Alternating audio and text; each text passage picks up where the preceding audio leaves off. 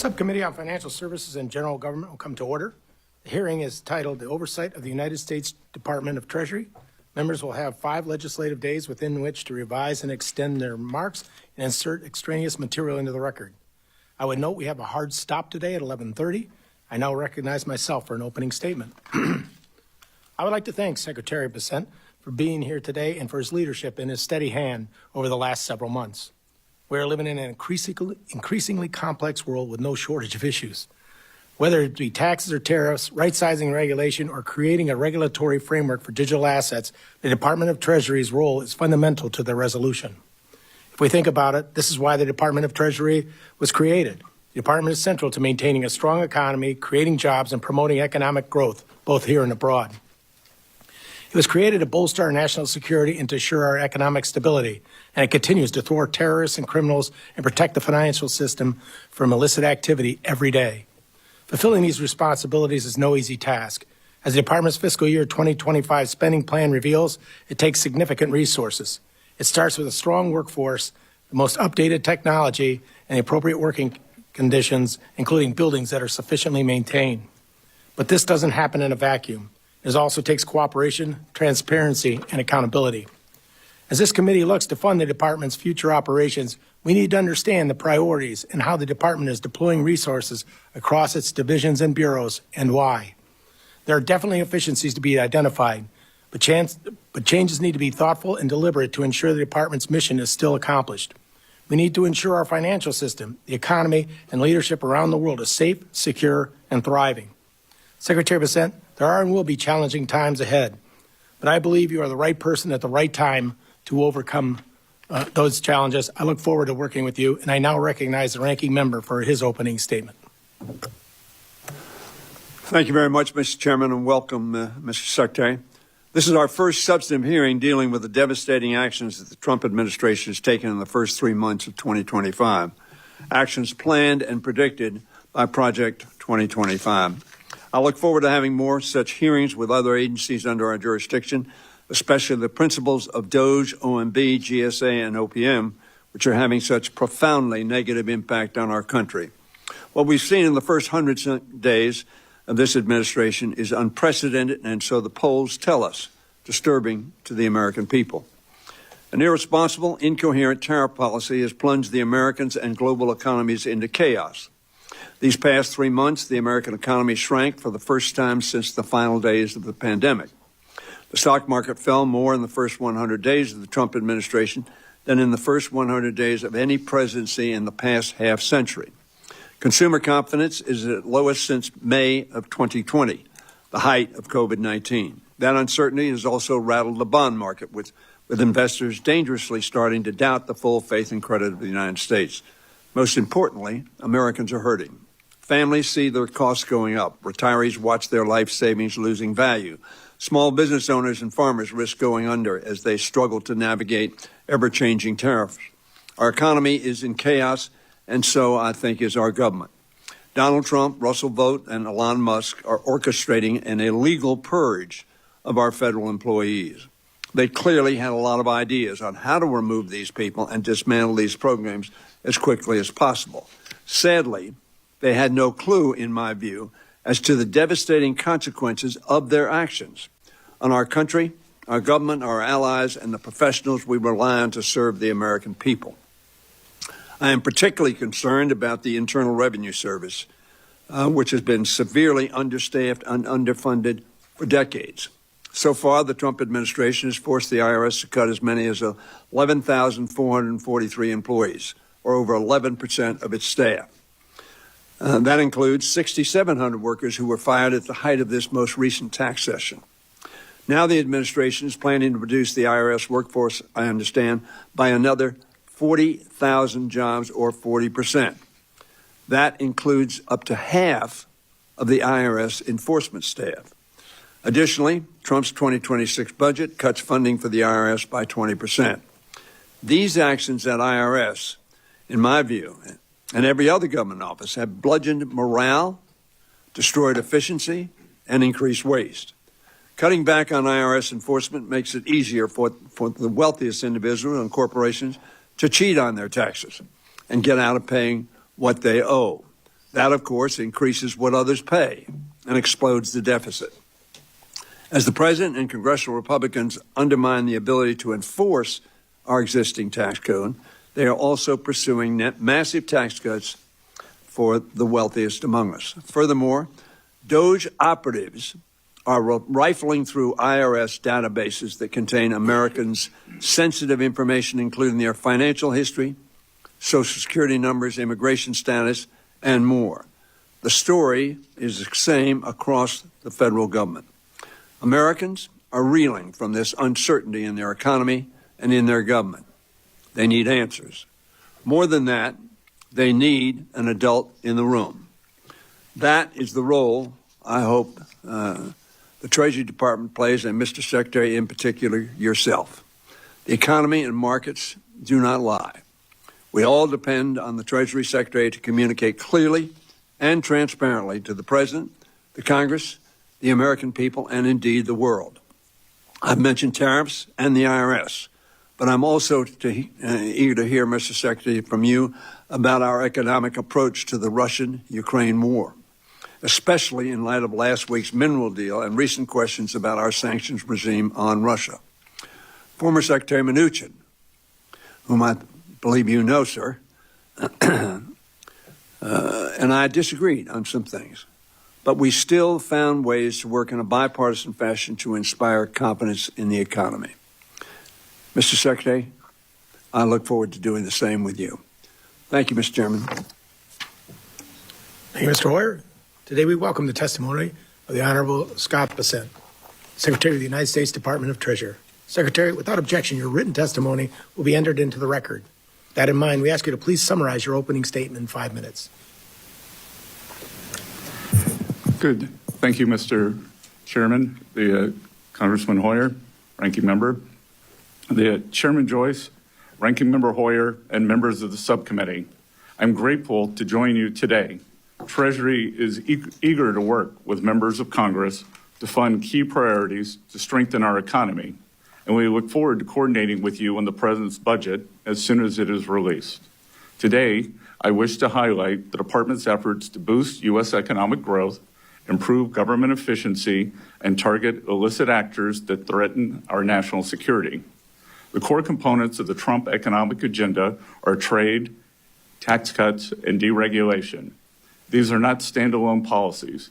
They are interlocking parts of an engine designed to drive economic growth and domestic manufacturing. Tax cuts and cost savings from deregulation raise real incomes for families and businesses. Tariffs create an incentive for reshoring jobs and fair trade. And deregulation complements tariffs by making it easier to invest in energy and manufacturing projects. Already, this agenda is bearing fruit. In the first 100 days of the new administration, 464,000 new jobs were added to the economy. In April alone, over 177,000 American jobs were added, more than 40,000 more than economists predicted.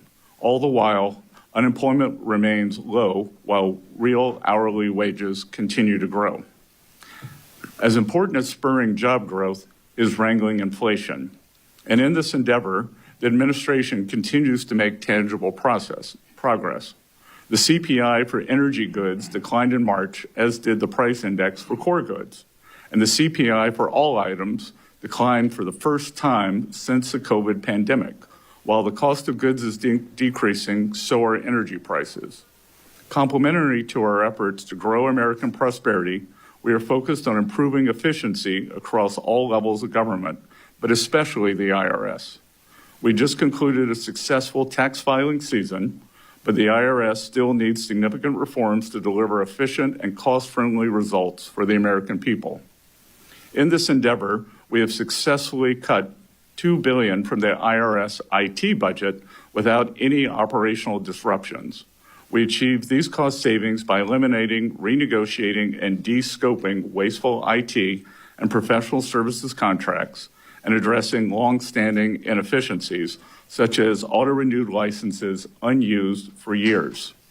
This intervention alone will save taxpayers hundreds of millions of dollars each year. We are also taking steps at the IRS to reduce administrative costs with a particular focus on paper processing, which has been a long-standing bipartisan goal. Last year, the IRS spent approximately $450 million on paper processing with nearly 6,500 full-time staff dedicated to the task. Through policy changes and automation, Treasury aims to reduce this expense to under $20 million by the end of President Trump's second term. In addition to making government more efficient, Treasury is committed to working alongside the White House to make America safe again. To that end, we have launched a maximum pressure campaign against violent cartels and terrorist networks. We have assessed tens of millions of dollars in civil penalties against organizations facilitating money laundering along the southern border, and by leveraging sanctions, we are choking off the financial lifelines of terrorists, criminals, and hackers from Mexico and Guatemala to China and Iran. In the first 100 days of the new administration, we have set the table for a robust economy that allows Main Street to grow. With Congress and the White House working hand in hand, we expect to see even more positive results over the next few months. Key to expanding economic opportunity for all Americans is making the Trump tax cuts permanent. We look forward to working closely with the members of this committee to pass this bill into law. Together, we can build a stronger, safer, and more prosperous America. Thank you. Thank you, Mr. Secretary. I now recognize myself for the first questions. Secretary, let's fast forward a year. Where do you see the U.S. with respect to tariffs and the overarching strategy? Do you anticipate all trade deals being bilateral, or could there be multi-country trade pacts of which groups of countries agree to a tariff schedule? Mr. Chairman, this will be path dependent on our trade partners. As I've said before, there are 18 very important trading relationships. We are currently negotiating with 17 of those trading partners. China, we have not engaged in negotiations with as of yet. So I expect that we can see a substantial reduction in the tariffs that we are being charged, as well as non-tariff barriers, currency manipulation, and the subsidies of both labor and capital investment. So that is proceeding very well. Many of our trading partners have approached us with very good offers, and we are in the process of renegotiating those. With the economy, I would say that this is a three-legged stool: trade, tax, and deregulation. Trade was first. The House, according to Speaker Johnson, expects to move their portion of the bill over to the Senate on or about the Memorial Day, so we're looking forward to that. And then deregulation necessarily takes longer to affect the economy, but I would expect in the third and fourth quarters we would see substantial benefits from deregulation that by this time last year could be at full force. We've seen a few numbers discussed in terms of how many countries with whom you have started tariff negotiations. What is the actual number, and what is the status of those negotiations? How many deals do you anticipate by the end of the year, in the first quarter of 2026 or the second quarter? And what are the biggest challenges you see to negotiating tariffs and getting trade deals done? Again, sir, approximately 97 or 98% of our trade deficit is with 15 countries. 18% of the countries are our major trading partners. And I would be surprised that if we don't have more than 80 or 90% of those wrapped up by the end of the year. And that may be much sooner. That I would think that perhaps as early as this week, we will be announcing trade deals with some of our largest trading partners. They have come to us with very good offers. And what I will tell you is that in negotiating with some of them, they may not like the tariff wall that President Trump has put up, but they have them. So if tariffs are so bad, why do they like them? And then more insidious, we can see that from a practical matter and from academic research, are the non-tariff barriers. If you were to look prior to the escalation, I believe Chinese tariffs are only 5%. So clearly there's something else going on if they're accumulating these gigantic surpluses. The president released his skinny budget for the year, fiscal year 2026 on Friday. Budget calls for approximately $2.5 billion cut to the IRS. As you know, Congress has been pulling back money from the IRS over the last several years, somewhere in the range of about $41.7 billion. Some may ask, what's left to cut from the IRS? What would you talk about your vision for the IRS and why streamlining operations will benefit taxpayers and not hurt them? Well, Mr. Chairman, the IRS is 30 years behind on an IT modernization project where perhaps up to $50 billion of taxpayer money has been wasted. We are right-sizing that. So the substantial decrease in the IRS budget is largely in IT. We have had a large number of employees take the option for early retirement or for retirement. And again, let's look at the numbers. We are just taking the IRS back to where it was before the IRA bill substantially bloated the personnel and the infrastructure. Thank you. And now recognize Ranking Member Hoyer for any questions he may have. Mr. Chairman, let me ask you a broader question, Mr. Secretary, at the outset. The President has been talking about recession and the acceptance of a recession in the short term. Do you believe we're in a recession now?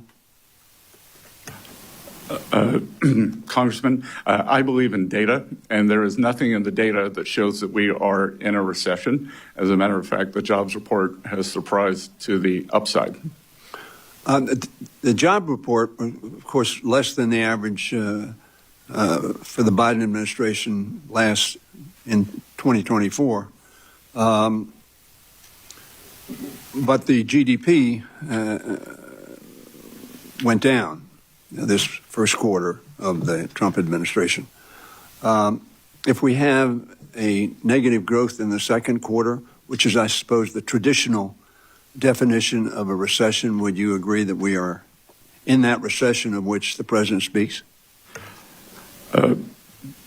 Yeah, Congressman, these economic numbers are noisy and subject to substantial revision. So I, having looked at a detailed analysis, would believe that the first quarter GDP would be revised upward. And I would also, with regards to your remark about where we were last year, we were spending 6.7%.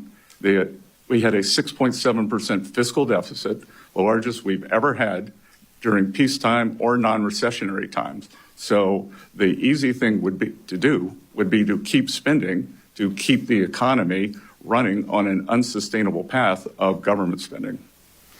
Let me remark, because you mentioned this, I think, in our meeting. We had a spending problem, not a revenue problem. I want to talk about the revenue problem. Let me suggest to you, my view is it's neither a revenue nor a spending problem. It's a pay-for problem. If we would pay for what we buy, whether it's defense or non-defense, we wouldn't increase the deficit. So I think looking at, I'm a big proponent of paying as you go. Unfortunately, we haven't pursued that on either side of the aisle, maybe for different objectives. Let me go to IRS. You probably know these figures, and these are somewhat old at this point in time. But what they reflect, as you will see, is a substantial decrease in the resources of the IRS, particularly in enforcement. As the blue representing an increase in filings, the orange representing the nominal, and the dotted line, the net actual value of the funding for IRS, particularly enforcement. The budget proposes substantial cuts. Have you or anybody done a analysis of the ramifications of those cuts, both in the short term and in the long term, in terms of your ability to collect revenue? Let me paraphrase, not paraphrase, but give a, in your discussions, you said you were not going to sabotage, that we had in my office, sabotage collections. Are you confident, in light of the fact that any IT, and I agree with you, we've wasted a lot of money on IT, and that any IT will be accomplished within the next 36 to 48 months, and therefore justify a reduction in personnel? Congressman, let me work backwards there. So I am confident that we will make substantial progress in the IT and right-size the payment system, the collections system. As I've repeatedly said, my priorities are collections, privacy, and customer service. And again, the substantial increase in the enforcement group, there is nothing that shows historically that by bringing in unseasoned the collections agents that results in more collections or high-end collections. It would be like sending in a junior high school student to try to do a college-level class. That becoming a high-end IRS collections agent is something that one grows into. So I believe through smarter IT, through this AI boom, that we can use that to enhance collections. And I would expect that collections would continue to be very robust as they were this year. Chair now recognizes the gentleman from Arkansas, Mr. Womack, for any questions he has. Thank you, Mr. Chairman. And thank you, Mr. Secretary, for your service and for being here today in front of my colleagues. I'm going to ask a question that I'm sure you've never been asked before, but I'll give it a try here. When is X date? Congressman, we are, as I said earlier, we still take in a large amount of the paper returns. So every Friday, I get a summary, and if you can believe it, as you know, tax day was April 15th. We are still tallying that, so that we will share with Congress when we believe we are approximating that date.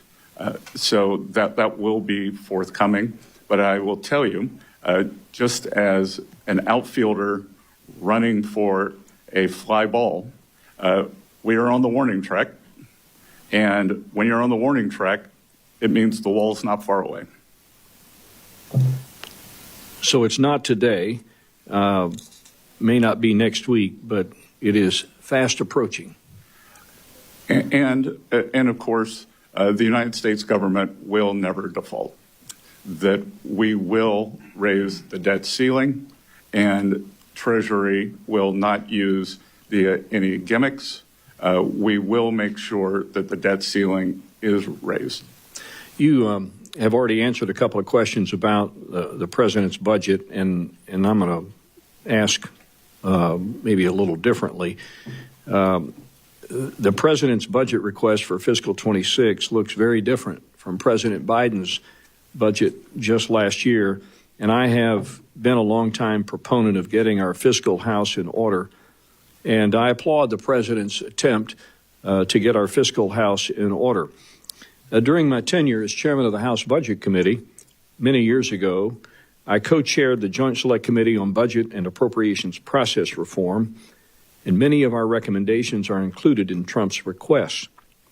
It's no secret we're heading toward a big and needed change within the federal bureaucracy. That said, his budget request for the Treasury is $11.5 billion compared to FY25 enacted at $14.2. Now that's a 19% decrease.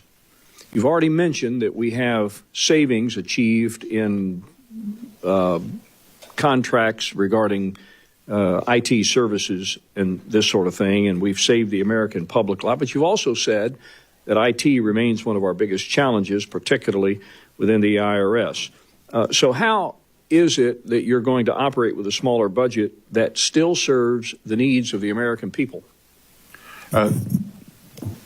Sir, part of that has been bringing people back to the office. So on March 10th, we reinstituted a work from your office program. And again, I think it's going to be efficiency.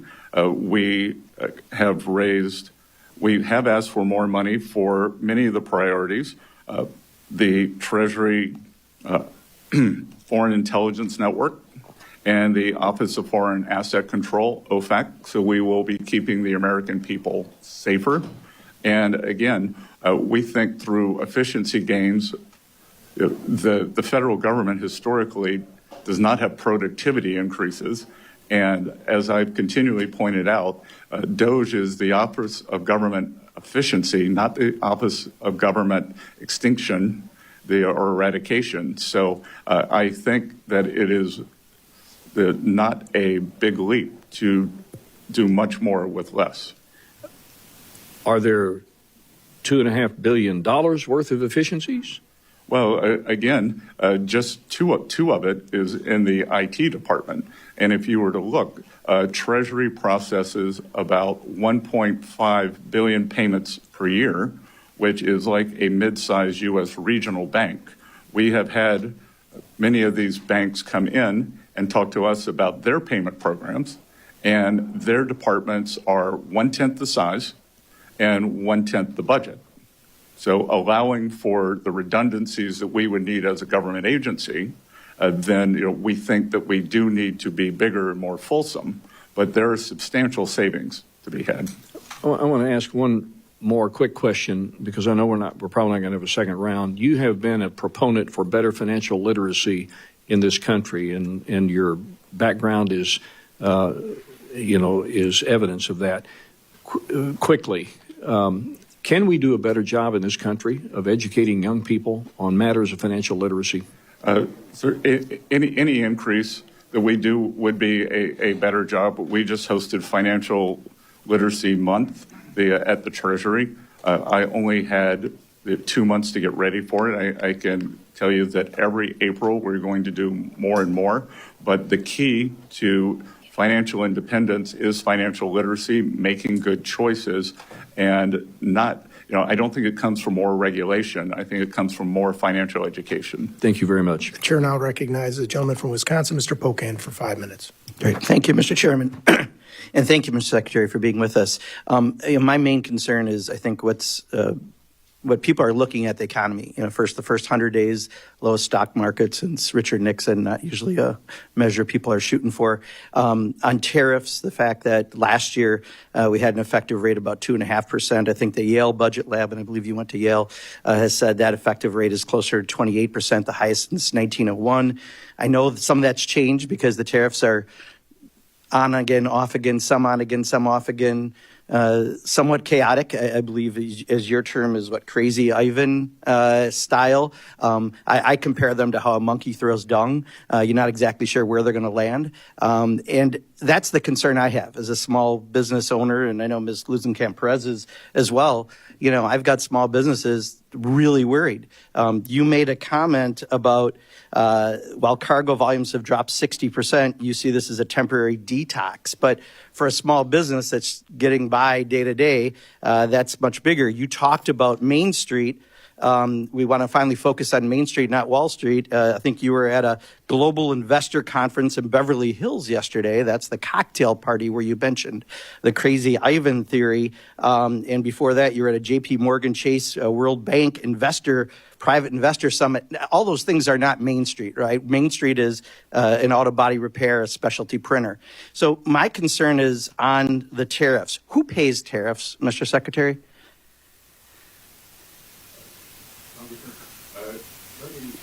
No. Answer the questions I asked, please. I only have 5 minutes. Who pays tariffs? Sorry? Well, Who pays tariffs? Sorry, Mr. Secretary, please. Excuse me. The question is very simply, who pays tariffs, Mr. Chairman? I'd like him to answer that question. Well, He wants to answer other questions. well, Congressman, if the exporters, they dislike tariffs so much, why wouldn't they? If I think what you're trying to get me to say. Did you remember the question? I'm not sure you did. Who pays tariffs? That it's a very complicated question. Reclaiming my time. People pay tariffs, right? Reclaiming my time, Mr. Secretary. Reclaiming my time, Mr. Secretary. Reclaiming my time. You clearly aren't going to answer it. I'm not going to waste my time having you go, Mr. Secretary, Mr. Chairman, I asked reclaiming my time. Tariffs. Mr. Chairman. And I asked to reclaim my time. Did I not? No, I said reclaiming my time because he's clearly not answering it. So, yeah, so as a small business owner, and unfortunately I'd like that time back since you failed to recognize me for 30 seconds. So I just recently from one of my suppliers got the tariff surcharge on things. And in addition to the tariff surcharge, guess what else got raised? American-made walnut plaques. That has nothing to do with tariffs, but companies take advantage and do that. So right now, we are getting screwed right and left because of the indiscriminate use of tariffs. That's the reality for Main Street. And you go off to Beverly Hills for private investor conferences and talk about crazy Ivan theories. Answer that. What is the crazy Ivan theory of tariffs that you mentioned at the summit? Well, first of all, sir, I've had meetings with more than 50 small lenders. So I want to clarify that. I would also say that in game theory, strategic uncertainty, of which you seem to like the name Crazy Ivan. Well, it's your words, correct? Didn't you use Crazy Ivan at the... Well, you've used it 5 times. And that's the question, Mr. Chairman. I am saying the strategic uncertainty is part of negotiations. That should we say, here's what we'll accept. Please take this. Okay, I've got your answer. Thank you. I'm going to reclaim my time again. So for a small business, we don't have that luxury, right? When the ports are empty in California and we can't get goods and people are stocking up for Christmas goods, Crazy Ivan is great for, please don't take this offense, really rich people like you. But for people like me, it's not, right? That's what makes small businesses fail. That's what makes people lose their jobs. That's what makes the stock market tank. So I'll ask one more time, who pays tariffs? Sir, the history would show that it is a complicated mix of who pays the tariffs over various times. So that's exactly the problem. If your answer, and you are a very educated person, you have a very impressive bio, cannot answer the question who pays tariffs because you won't answer that, and you say it's a complicated issue. It's not complicated. Consumers pay Trump's tariff tax. That's the reality. And I'll yield back, Mr. Chairman, but I do think next time if I ask to yield back, I would appreciate having my time yield back. Chair now recognizes the gentle lady from Iowa, Ms. Hinson. Thank you, Mr. Chairman. Good morning, Mr. Secretary. Thank you so much for taking the time to come and answer our questions. I appreciate what the Trump administration is doing to try to level the playing field for American consumers and restore our economy to where it needs to be. So I really appreciate the work that you were doing to make that happen, Mr. Secretary. And I certainly, as an appropriator, recognize the importance of making sure that every tax dollar is spent appropriately. And I appreciate your opening comments as such. So with that, the GAO estimates the federal government loses between $233 and $521 billion annually to fraud. Those are alarming numbers, hard-earned tax dollars just wasted. President Trump has certainly acknowledged the absurdity of this level of waste, and he signed Executive Order 14249 to protect America's bank account against waste, fraud, and abuse. And I was proud to support this effort by introducing a piece of legislation to codify that, the Protecting American Taxpayers from Wasteful Spending Act. One of the provisions of this EO is directed at your department, the Department of Treasury, to establish pre-certification and pre-award procedures across the federal government to prevent fraud and improper payments. So can you define for the committee today what an improper payment is and some examples of what you're seeing and why these procedures were not already in place before, Mr. Secretary? Well, it's a bit mystifying why they weren't in place.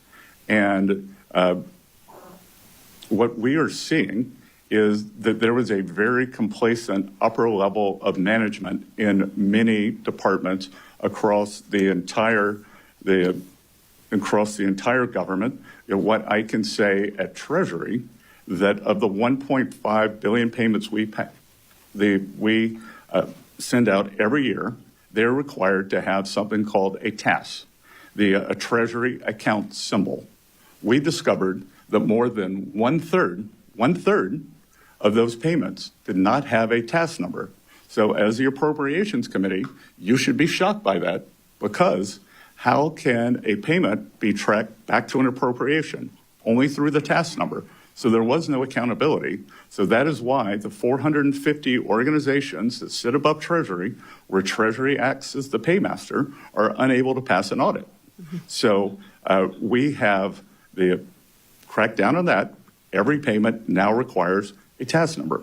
Very simple. And I will tell you that the mid-level employees who I have had come into Treasury to talk to me about that feel liberated. That they have, they tell me, I've been here 20 years. I've always wanted to do this. I've been here 14 years. And they feel as though they now have agency and are making a difference towards saving the American taxpayer money. So this is not only a complacency issue that you've fixed, but it's a morale issue for these employees who are helping to make the department much more efficient for taxpayers. They're very energized by their participation. Yeah, it's certainly unbelievable when you think about that this was not in place, and certainly it's we've got lots of examples from the previous administration of some of those catastrophic failures. Who would you say is benefiting from those improper payments, and how could a government agency really justify standing idly by while those errors were seeping into our system and making our government less efficient? I can't speak to who was benefiting, but I can just speak to the attitude that has been shaken up, that this is okay, this is not okay, and this is taxpayer money, and we are charged with protecting it. What other plans are in place to help implement that executive order? You've talked about the Treasury account symbol. Are there other things in that executive order that you are executing on today? Again, the president, as you mentioned, has passed. We are trying to go more paperless with the checks, with the very important checks that the citizens across the U.S. receive, whether it's Social Security, veterans benefits, tax refunds. There is a substantial number of those are stolen. So the president has issued an executive order to try to make that more electronic. That will protect the integrity of those payments as well as cut down on cost. Have you been able to claw back any improper payments for the taxpayer, reclaim those dollars? Yes, we've called back tens of millions of dollars. Tens of millions. Well, look forward to continuing to work with you to improve those efficiencies and execute on that executive order. Appreciate the work you're doing at Treasury, Mr. Secretary. Thank you. Thank you. I yield back. Thank you, Ms. Henson. Chair now recognizes the gentle lady from Washington, Mrs. Glusenkamp-Perez. Thank you, Chair. And thank you, Secretary Beslin, for being here. So I ran an auto repair shop before coming here, and I know that people who are turning wrenches, who are filing an earned income tax credit or tax return, they're about 4 times more likely to be audited. And I'm wondering if you could talk to me about what the plan is for ensuring that regardless of what income strata you're in, your probability of being audited is equitable. Well, Congresswoman, I think that was one of the problems with increasing the enforcement. There was nothing to say that there would have been more enforcement at any distributional level.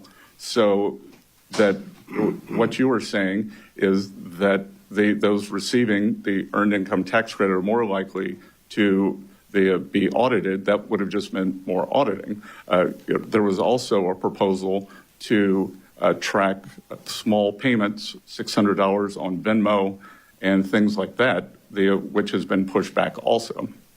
But what is the forward program to ensure that there is an equitable? I have some quarrels with what you said, but what is the plan, the implementation plan to ensure moving forward we are getting towards a more equitable enforcement rate? Look, we are reviewing the processes for who is audited at the IRS. There's been a great deal of politicization of that. So we are trying to stop that. And we are also going to look at the distribution of who is audited and why they are audited. Look forward to hearing more about how that is being implemented and how we can help you with that. So I think you and I agree that the current trading system has failed working people who are turning wrenches, driving trucks, changing diapers.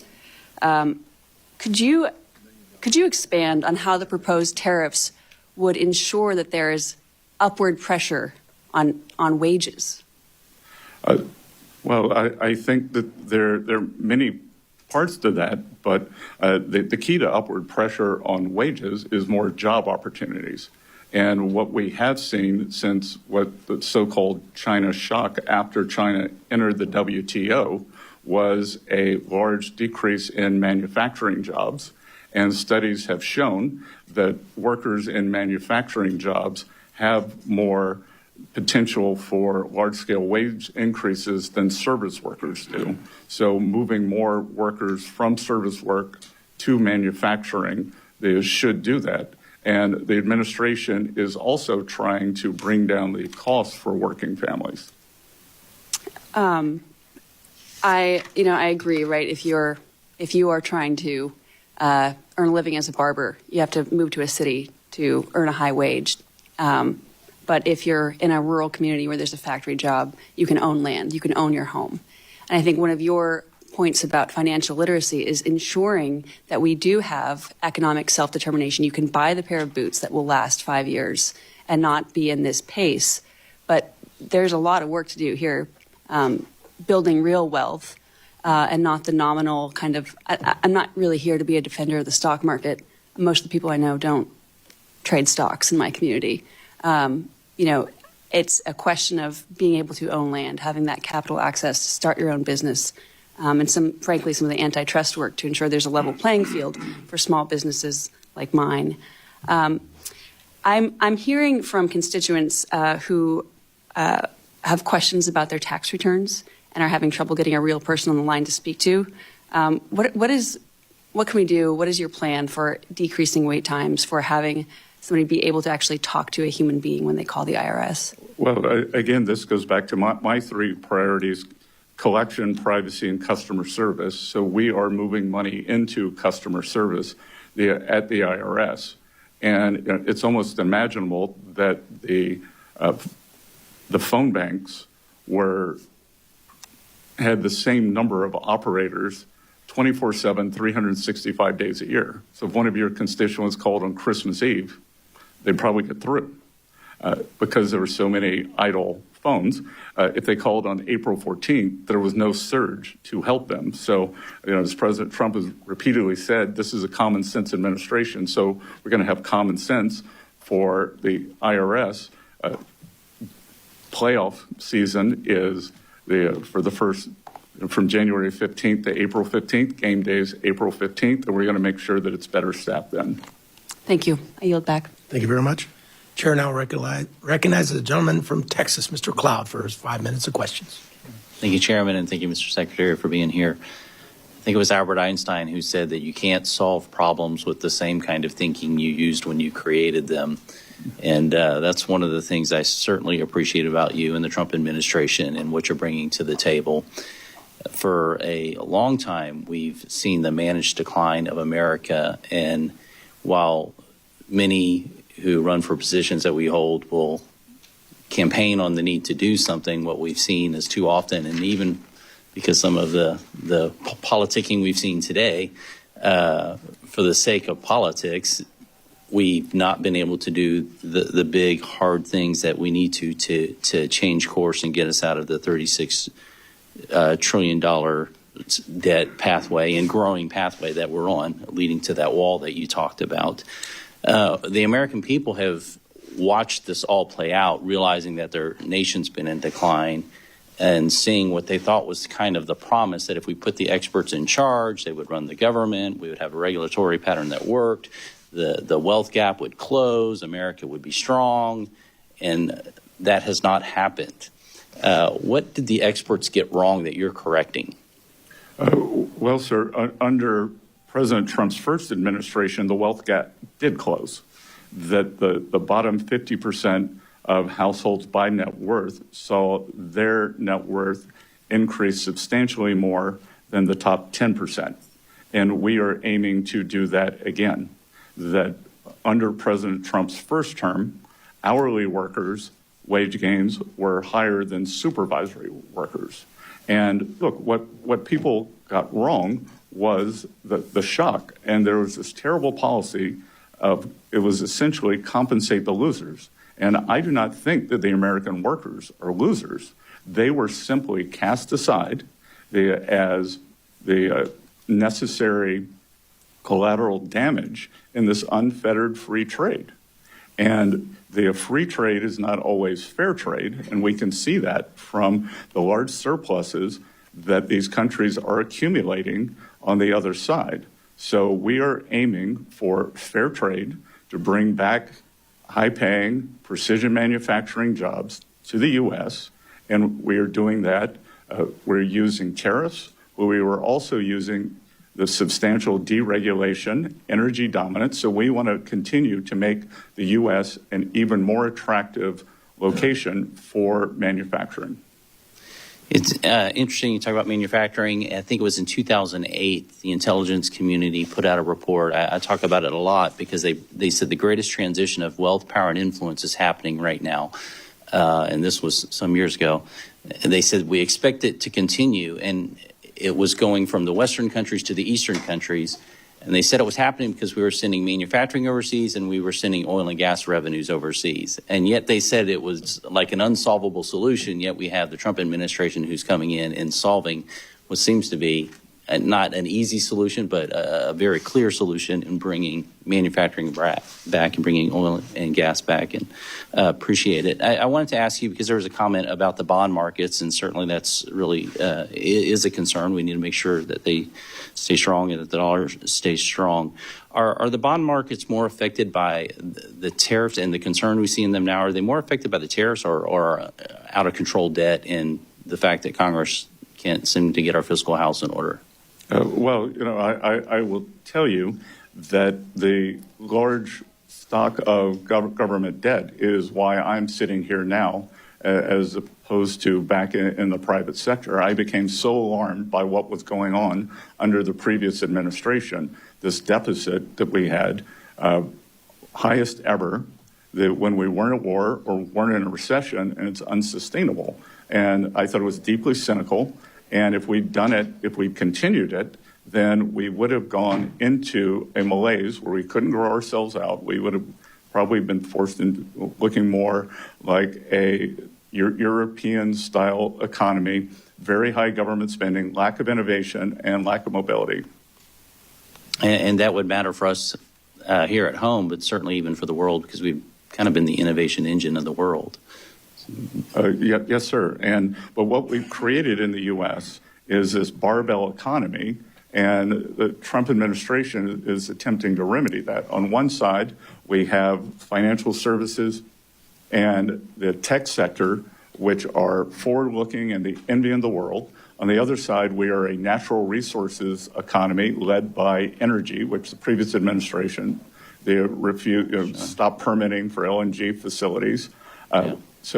But the arc in between is what we are missing, are these manufacturing jobs, and that's what we are trying to bring back. Thank you, Mr. Secretary. Thank you. The chair now recognizes the gentleman from Maryland, Mr. Ivey, for 5 minutes of question.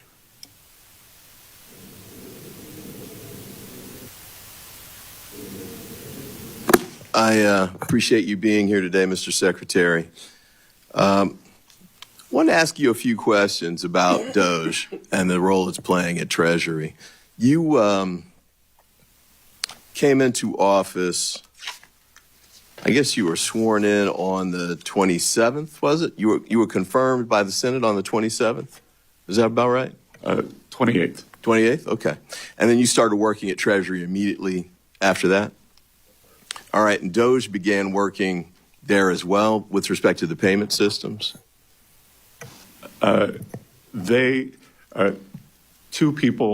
Two individuals from DOGE who were actually Treasury employees were on site. Okay.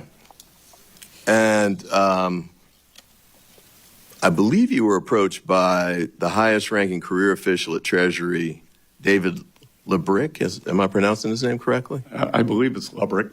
Lebrick? Okay.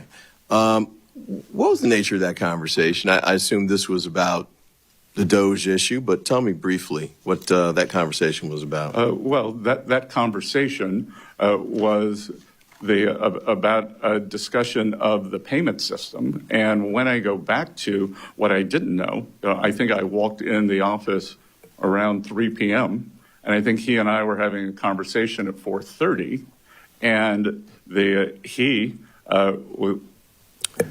I got to ask for the short version. Oh, no. Okay. But I will tell you that when we were talking about the tasks, that it was people like this individual who were hitting send on the payments. So, I've come to find out that he's part of the Okay, I problem. apologize. I'll have to get that later from you. Yep. Feel free to send in substance of the discussion in a letter. But I guess what I was going to ask was, you just mentioned there were two people who were working with respect to Doge at the time. Yes, sir. And Mark Ilez was one of those? I'm not sure. Not sure? You're not familiar with that name? I don't recall that name. I interviewed Tom Krause and personally recommended him to work at Treasury. Okay. Well, Mr. Ilez had worked at Mr. Musk's SpaceX company.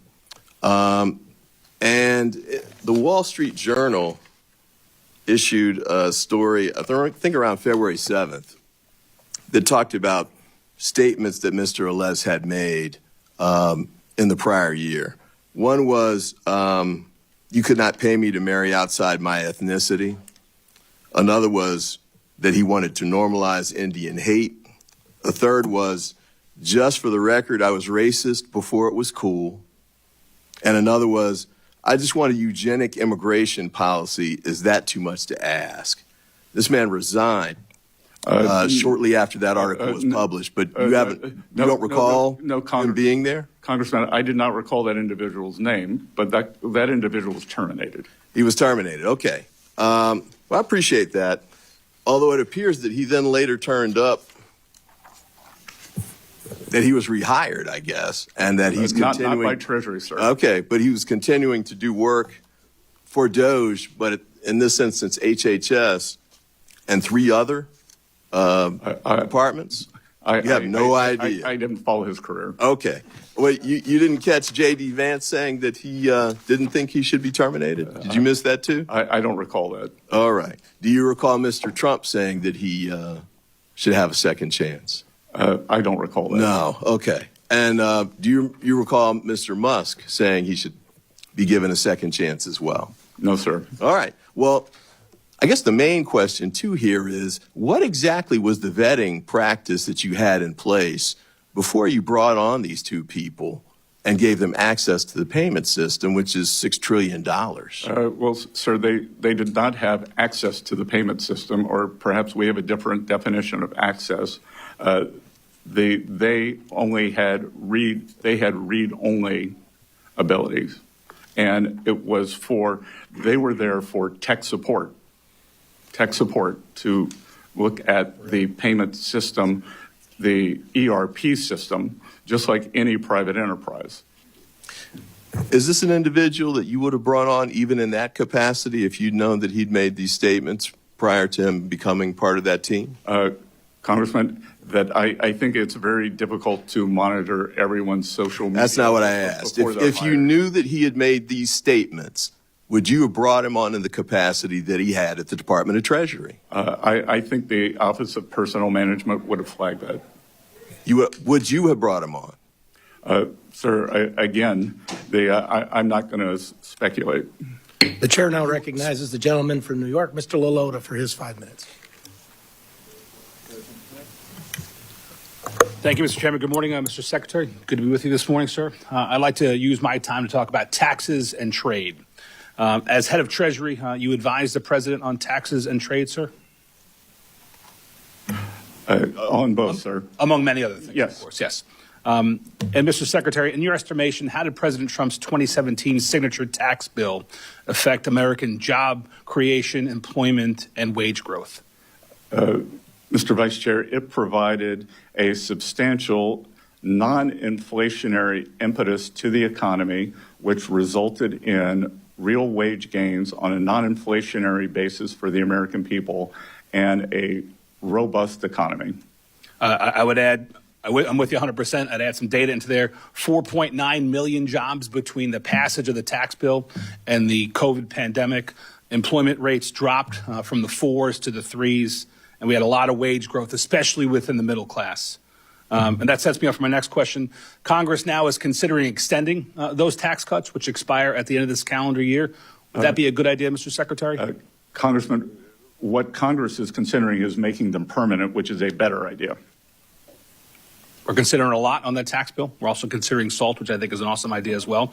But nevertheless, on the greater bill, public polling suggests that you're right, and that 8 of 10 Americans agree that extending those tax cuts are a good idea, recognizing that they help grow wages, they help lower employment, and help personal wealth.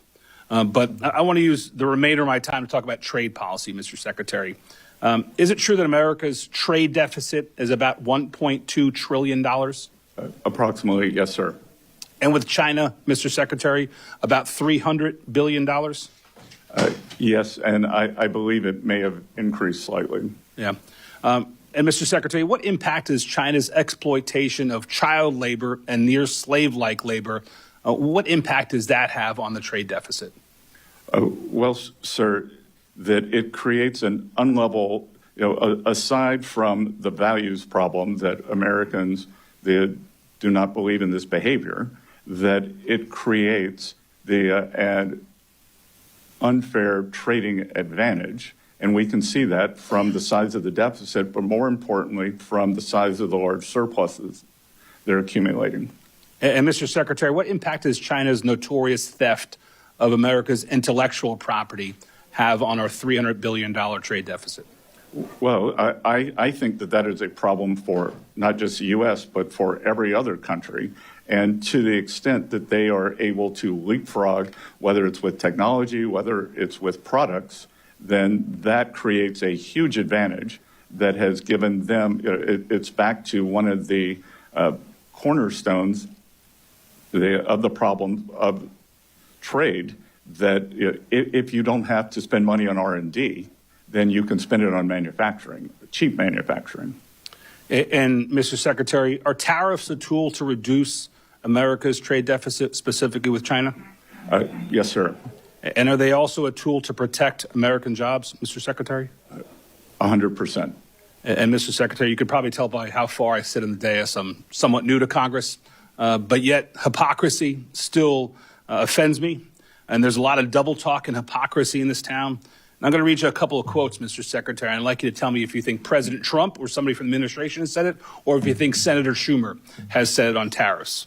Quote, tariffs are a necessary step towards addressing the unfair imbalance of China's trade relationship with the United States. Did Schumer say it, or did Trump say it? I would imagine the president. Schumer said it, sir. Schumer was just a year ago, in February 2024, talking about tariffs being the answer to combat some of those issues in China, specifically ripping off our intellectual property and exploiting slave labor and child labor. Well, Congressman, I would also note that the many government officials, including presidents, were also in favor of a border wall until President Trump was. Good point. That leads me to my second question. Who said it, Schumer or Trump, that tariffs are vital to protect American workers, American manufacturers, American innovation, and our national security? Who said it, Trump or Schumer? I would imagine it was the ranking member. It was the Senate Minority Leader, Chuck Schumer said it. And like what you said, it was cool until Trump got in office, and now he's opposed to it. My time is about to expire, Mr. Secretary, but I want to commend you for fighting for American middle-class workers. I do think that extending the tax bill with a couple of tweaks like SALT is important. I do think that fighting for our middle-class workers are important, and I implore you to stay on the right path, sir. Good. Thank you, Congressman. Thank you for getting that SALT plug in, Mr. Lalotta, twice. The chair now recognizes the gentleman from Georgia, Mr. Bishop. Thank you very much, Mr. Chairman. Thank you for being here, Secretary Bessent. I wanted to ask you some questions about the reports that the administration is cutting IRS workforce roughly in half with a goal of 50,000, including many of the frontline enforcement positions. A recent study concluded that this would result in a loss of $19 billion in foregone revenue just in 2026 and up to $350 billion over the next decade. Such substantial cuts in staffing could cause reductions in voluntary compliance as taxpayers will feel emboldened to cheat on their taxes. And an IRS official previously testified that a simple 1% decline in the compliance rate translates into $30 billion in lost revenue for the government. If the administration is truly concerned about reducing the federal deficit, as you indicate, why would it consider staffing reductions that reduce the IRS's capacity to collect much-needed revenue that could be used to reduce the deficit or pay for critical services? A recent Treasury Inspector General for Tax Administration's report indicates that the IRS compliance workforce would be drastically hit 31%, with revenue officers 18%. They are paying the maximum taxpayer compliance responsibilities that are needed for revenue for the government. It appears that 31% of the reduction in force, and I think since January, the federal workforce has been reduced, and IRS started out with 103,000, and now it's down to 91,600, which is an 11% reduction in the workforce. That's 31% loss in revenue agents, 18% loss in revenue officers, 10% loss in contact representatives, and 10% loss in tax examiners. It seems to be really, really foolish to pursue that. Can you tell me why that makes sense? Briefly. Sir, so I think there are two things here. There's the actual decrease that you just cited, which is about 11%. And then if you could tell me where you're getting this number that there's going to be a 40 or 50. The IG's report. Sorry? The IG's report. There's going to be a 40 or 50% decrease because, sir, I will tell you. That was the goal. Before I took this job, I didn't particularly like the term fake news. Now that I have it, I think it's probably not strong enough. Okay, because on March 22nd, the let me change Post, this. Let me change the subject. Let me move to another subject, Mr. Secretary. Thank you. Mm-hmm. If you want to elaborate, you can.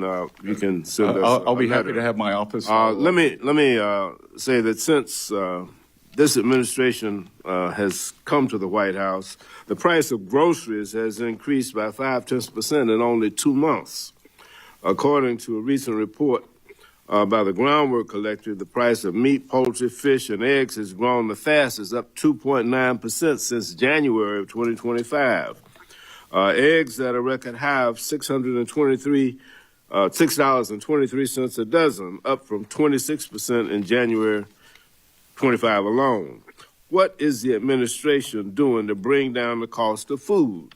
What is the administration doing to ensure that the impact of the tariffs don't disproportionately fall on our nation's farmers? I've got a list of headlines from farmers all across the country that are complaining about the impact of the tariffs on their capacity to sell their products.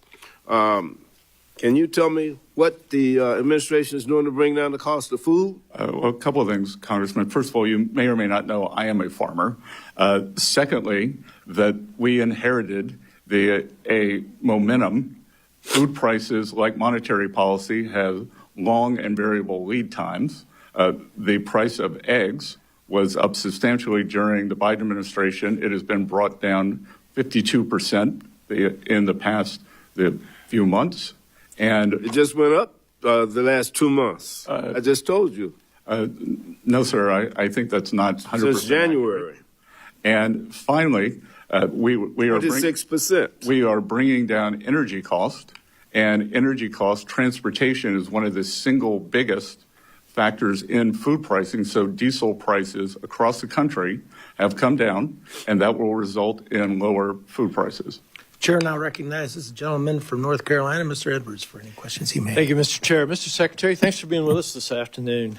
Earlier this year, I co-sponsored a bill, the Anti-CBDC Surveillance State Act, that would prevent the Federal Reserve from issuing central bank digital currency. Many of the folks that I represent are concerned about the security of such a currency and the privacy of their information were such a currency to be used. Can you give me your perspective and maybe the administration's perspective on the place for digital currency? Sir, we believe that digital assets belong in the private sector, and my personal view is that having a central bank digital currency is a sign of weakness, not strength, because really the reason, if there is a reserve, say a reserve manager or a foreign central bank holds U.S. dollars, then there is a wide variety of U.S. assets they can invest in. You would create a central bank digital currency just for ease of use because there are no good choices for underlying assets. And so you're saying you would not be in favor of the Federal Reserve issuing such a currency? No, sir. Right. Thank you. Can you tell us real quick, at what point do you believe that our debt levels would no longer be sustainable? And then as the second part of that is, what would that look like? If our debt were no longer sustainable, what would that look like to the American family? We talk a lot about debt up here. We put forth some elaborate graphs and charts, and we hear all kind of economists using big, long words. I need to be able to describe to the people back at home what that might look like in their lives were we no longer sustainable. Well, it would look like a sudden stop in the economy as the credit would disappear, as markets would lose confidence. And I'm committed to that not happening. And again, a tipping point in debt sustainability is very difficult to pinpoint, but what is not difficult to pinpoint is a trajectory. And the trajectory is unsustainable when and if the markets were to rebel against is very difficult to know. I think, just as I talked about the warning track for the X date, I think it's very important not to go on the warning track, and we've got to get to the other side of this and start reducing the debt. And the debt numbers are indeed scary, but the Secretary Yellen and I both agree that it is the debt to GDP that is the important number. So we are trying to both control the absolute level of debt, pay it down, but also grow the GDP. And so I applaud your approach towards the debt. Give us an idea of where is that tipping point? How close do you think that we might be to that? Again, sir, I think what the market, having been in markets for 35 or 40 years, what the market is more concerned about is a trajectory. Are you on a trajectory that is unsustainable, or are you, as we said during COVID, bending the curve? So the goal here is to both bend the curve, but to grow the denominator and use growth and spending constraint to solve this problem. And thank you for that. And as part of the president's cabinet and seeing more inside what's taking place than any of the rest of us, what role would you say that DOGE is playing right now in prolonging that tipping point and reversing our fiscal trend? Well, I think DOGE or any other measure to constrain the spending is admirable, important, and necessary. And if we don't do that, as I've said, ranking member, they have mentioned it, we do not have a revenue problem. We have a spending problem, and we have to bring this spending under control. Thank you. I've got just a few seconds. Can you tell us what keeps you up at night regarding cyber threats to our Treasury system? Well, it's cyber threats across the entire financial system, sir. And that's why at Treasury we are leading the effort for more resilience within the entire financial system, whether it's across the banking system, the payment system, and the Treasury system. As you would have seen, Treasury was hacked last year. We've just discovered an OCC hack that discovered last year. So these hacks are real and dangerous. Thank you, Mr. Chair. I yield. Thank you. The chair now recognizes the ranking member of the full committee, Mrs. DeLauro, for any questions that she may have for 5 minutes. Thank you very much, Mr. Chairman. My apologies for being late, and apologies to you, Mr. Secretary, but lots of hearings happening here. So just a couple of points, and I want to ask my question. It's just a follow-up on this IRS piece. I think it's very interesting that, well, first of all, I totally disagree with you, Mr. Secretary. We have a revenue problem, and that's where the IRS comes in.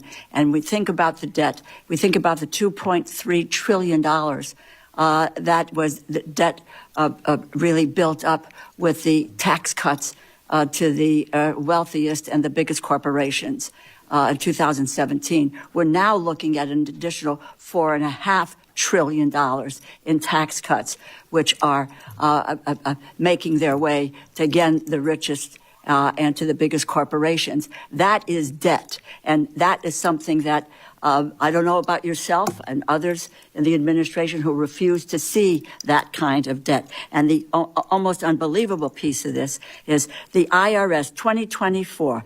We invested in it, able to recover more than $1.1 billion from roughly 1,600 millionaires. Projected at the time that investments in high-end enforcement data and analytics, that an additional $851 billion would result in revenue over the next 10 years. The Inspector General has said IRS lost 30% of auditors under Elon Musk's illegal purge. People who are wanting to ensure that millionaires and billionaires are paying their taxes.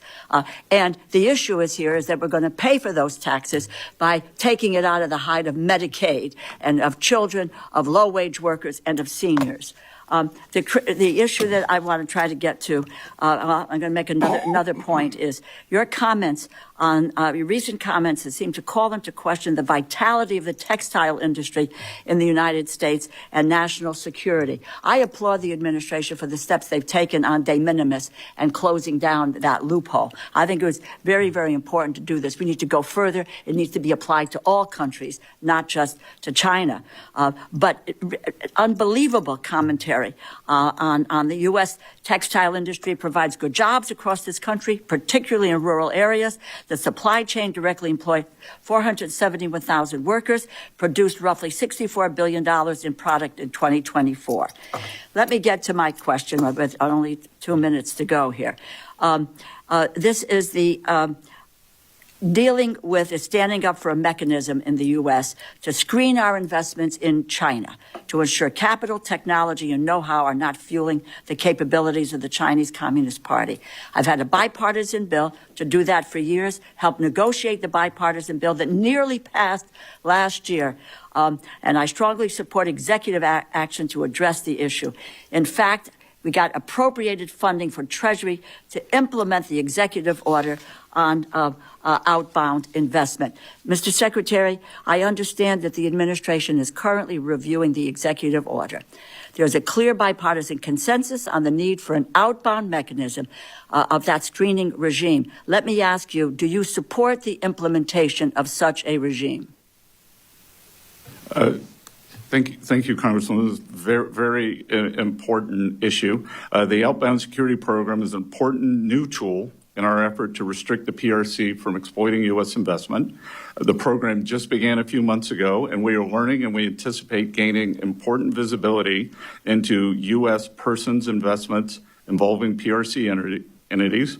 We appreciate the interest from Congress, and while legislation is important and helpful, I would like some time for our process to inform any legislation. We would like any legislation to be both flexible and durable.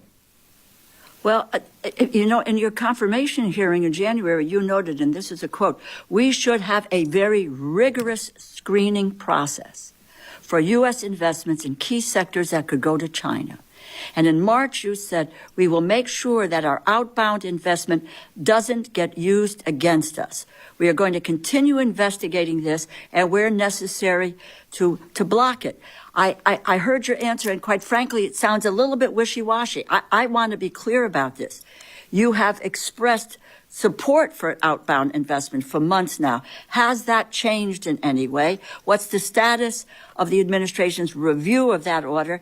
What about the timeline on this, because it's an important issue? And can you commit that your department will enforce this executive order to its fullest extent?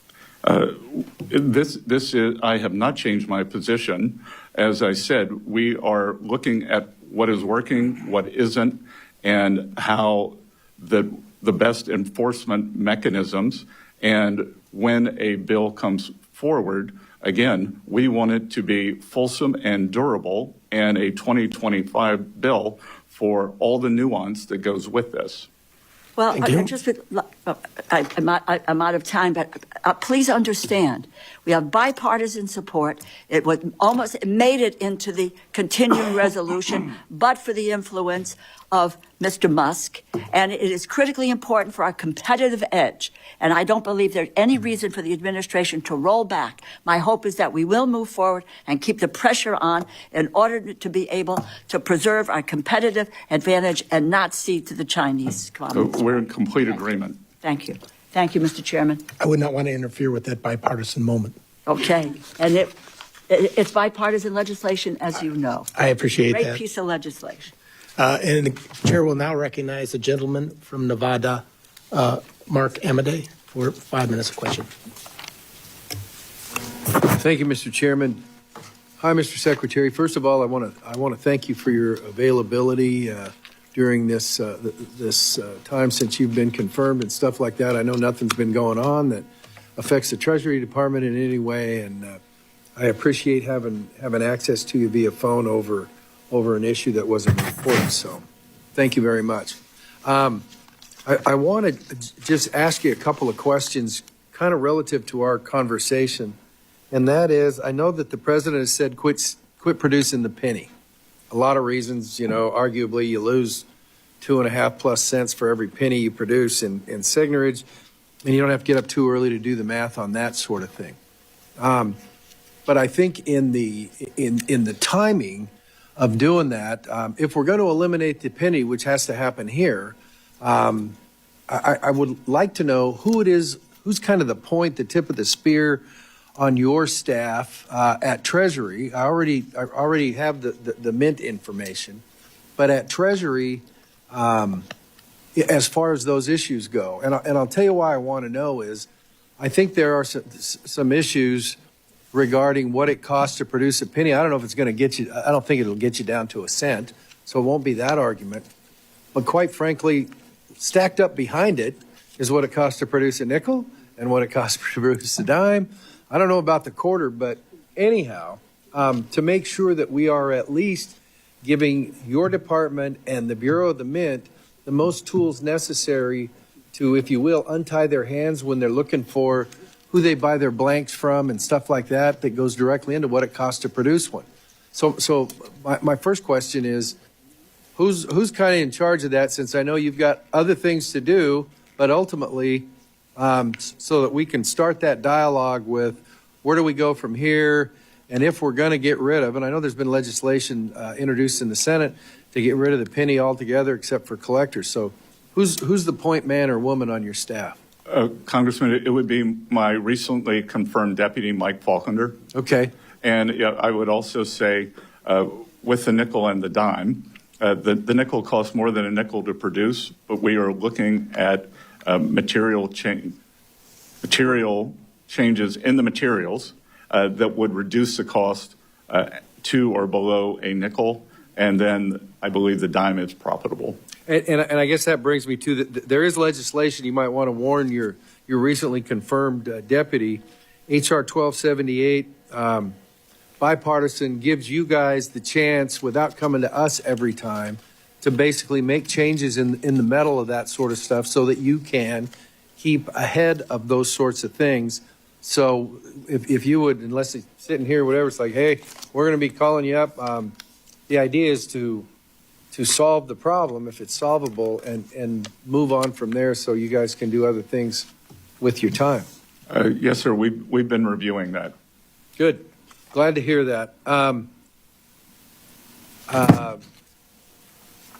So have you taken a look at the Senate bill that says no more pennies? And I guess other countries have rounded up to the nearest 5 cents. And my research says, well, it wasn't the end of the world. So. Well, sir, we are also encouraging rounding down.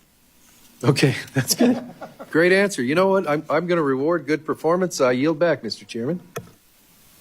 Certainly appreciate that, Mr. Amade. I understand you have the hard stop at 11:30. I'd like to honor that. I want to be fair to my fellow committee members, though, in doing so. Not all of us will be eligible for a second round, but certainly my ranking member, Mr. Hoyer, would request that he have a chance to ask you another question before the stop. Of course. Mr. Secretary, first of all, let me say that I believe the Congress is being taken for granted in the policies being pursued. I think, frankly, some illegal things are being done, not by you, I'm just talking about the administration, in terms of federal employees. I represent 77,000 federal employees who came here to work for the government, and that's why they're here. I've worked very well with Republicans throughout my career, which is now in its 45th year. I want to do that some more because I think that's the best interest of the country. I believe you're one of those who has a shot at keeping us on a somewhat even keel. I mean that as a compliment, but obviously it's also a concern.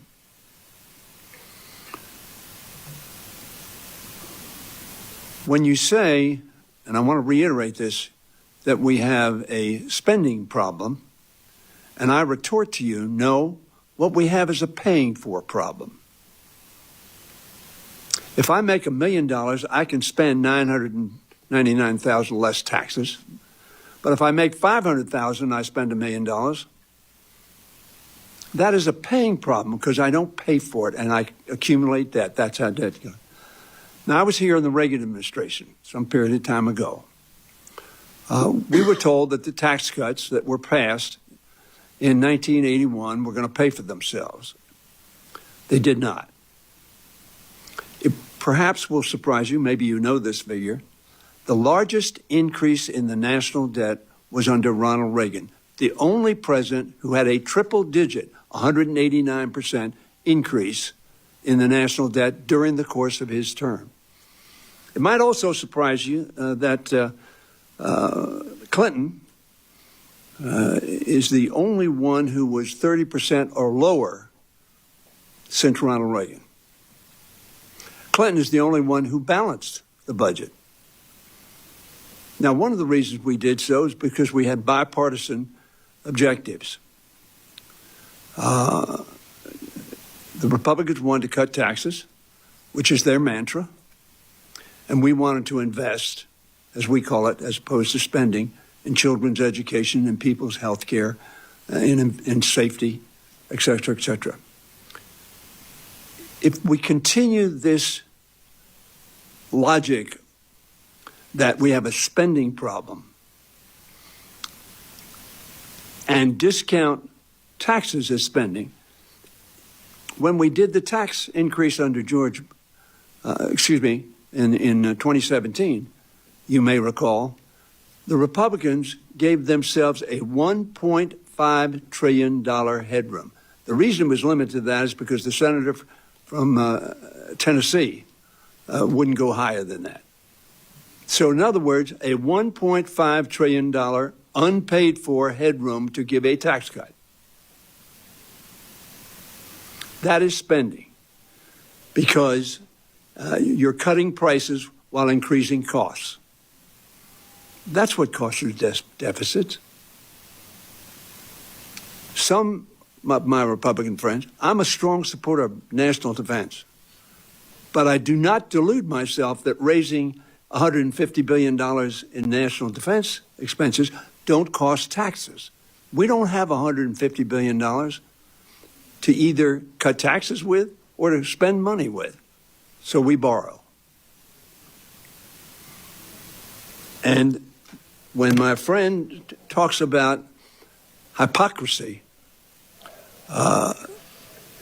we all know if you spend more than you get, you go into debt.